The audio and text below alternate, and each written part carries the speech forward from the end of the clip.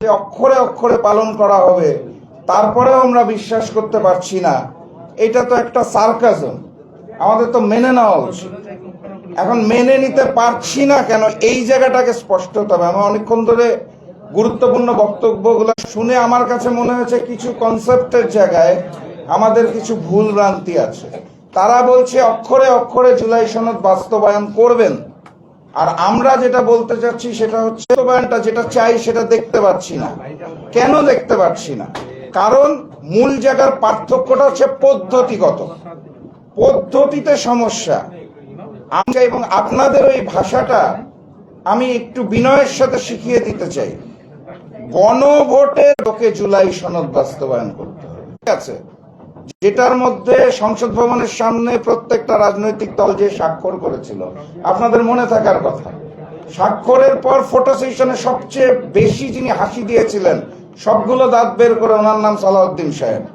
ছবিটা বাধাই করে রাখার মতো ছবি। জুলাই সনদ তো হয়ে গেছে, এবং তারপরে আদেশ হয়েছে, অধ্যাদেশ হয়েছে, গণভোট হয়েছে। জাতীয় সংসদ নির্বাচন এবং গণভোট একই দিনে হয়েছে।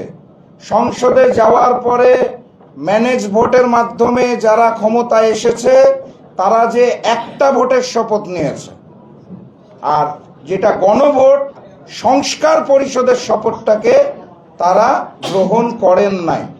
এইখান থেকে বেইমানির যাত্রাটা সূচনা হয়েছে, এবং এই মুহূর্তে তারা যেটা করতে চাচ্ছে সেটা তারা মুখে বলতে চাচ্ছে জুলাই সনদ অক্ষরে অক্ষরে বাস্তবায়ন করা হবে, কিন্তু কিসের আলোকে?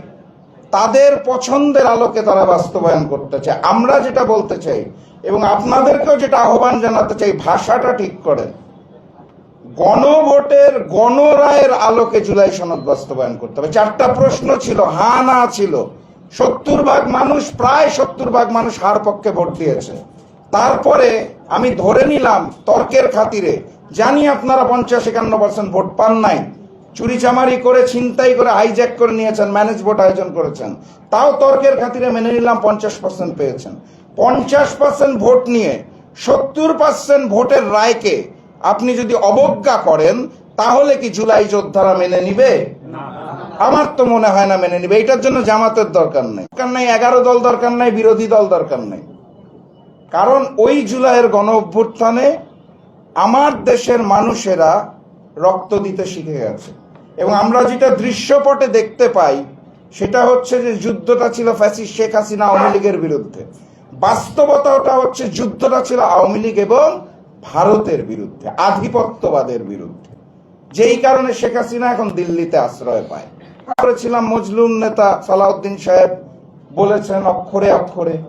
সেই মজলুম নেতার কথা আমরা বিশ্বাস করতে পারি না, কারণ হচ্ছে উনি ভোটের আগে যে স্টেটমেন্টগুলো দিয়েছিলেন যে হ্যাঁ যদি জয়যুক্ত হয় তাহলে কোনো আইন বাধাগ্রস্ত হবে না, আমরা যারা জিতে আসবো সকলে মিলে বাস্তবায়ন করব। সংসদে যাওয়ার পরে টোটালি ইউটার্ন নিয়েছেন তারা। এবং আমরা যেটা দেখতে পাই সংসদ ভবনে, যেটা আমার ভাই তুষার ভাই খুব সুন্দর করে বলেছে, আমি খুব সংক্ষেপে বলতে চাই, আমরা সংসদে যেটা দেখতে পাই সেটা হচ্ছে সালাউদ্দিন সাহেব ওখানে প্রক্সি প্রধানমন্ত্রী হিসেবে কাজ করছেন।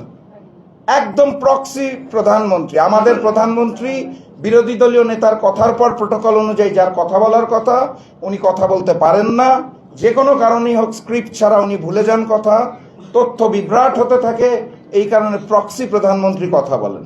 এখন প্রক্সি প্রধানমন্ত্রীর ব্যাকগ্রাউন্ডটা কি? তারা বলে গুম। আমরা দেখি উনি শিলংয়ে বিলাসবহুল 3 স্টার রিসর্টের মধ্যে সময় কাটিয়েছেন।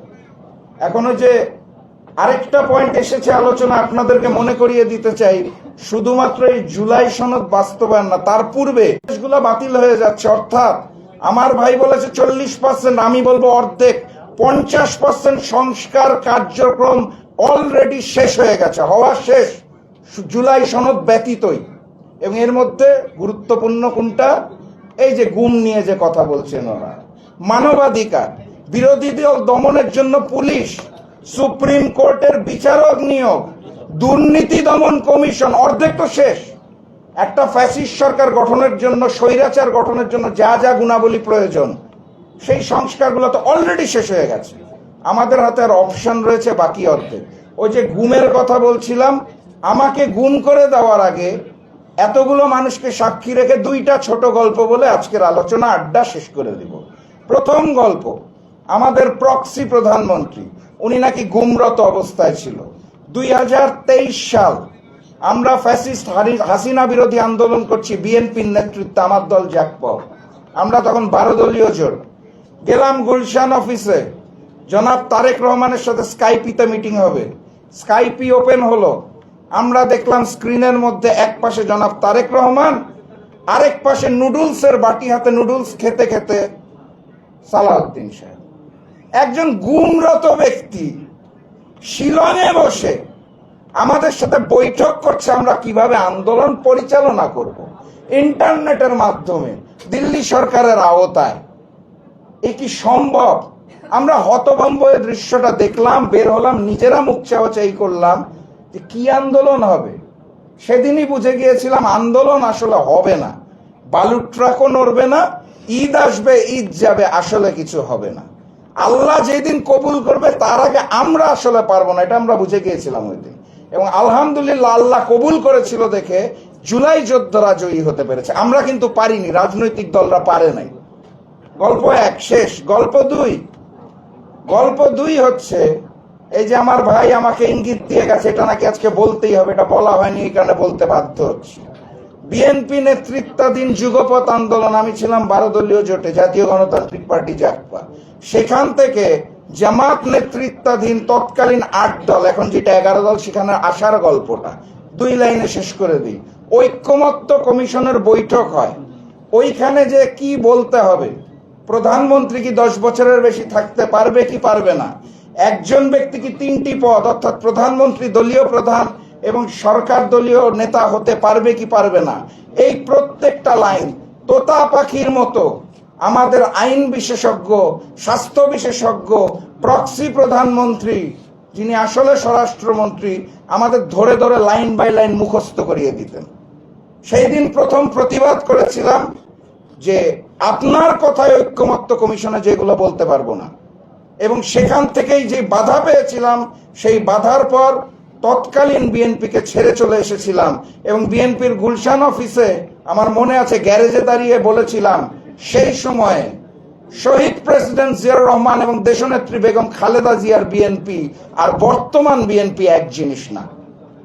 প্রেসিডেন্ট জিয়াউর রহমানের বিএনপিকে স্যালুট জানাই, খালেদা জিয়ার বিএনপিকে সম্মান জানাই, জনাব তারেক রহমানের যে বিএনপি সেই বিএনপিকে সম্মান জানাতে পারছি না বলেই চলে এসেছিলাম। এখন সর্বশেষ কথা করণীয়, যেটা বলেছিলেন, অনেকে অনেক প্রস্তাব দিবে, আমি যেটা বিশ্বাস করি অতীতের লড়াইটা হয়েছিল আওয়ামী লীগ এবং ভারতীয় আধিপত্যবাদের বিরুদ্ধে, সামনের লড়াইটা হবে বিএনপি, আওয়ামী লীগ এবং ভারতীয় আধিপত্যবাদের বিরুদ্ধে। সেই লড়াইটা যদি আমরা করতে প্রস্তুত থাকি তাহলে রাজপথে নামতে হবে। এই গোল টেবিল বৈঠক, এসির বাতাস খেতে খেতে যতই ভাষণ দেই, শেখ হাসিনা এমনি এমনি দিল্লি পালায় নাই, এবং এই লন্ডনে যিনি আগামীতে পালানোর প্রস্তুতি নিচ্ছেন তিনিও এমনি এমনি পালাবেন না। আমার আহ্বান, চলুন রাজপথে নামি।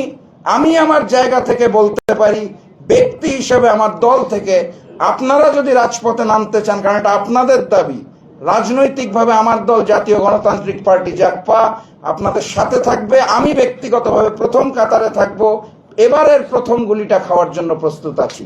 দেখা হবে ইনশাআল্লাহ রাজপথে। বিজয়ের পথে যাত্রা শুরু, জীবন অথবা মৃত্যু। আসসালামু আলাইকুম।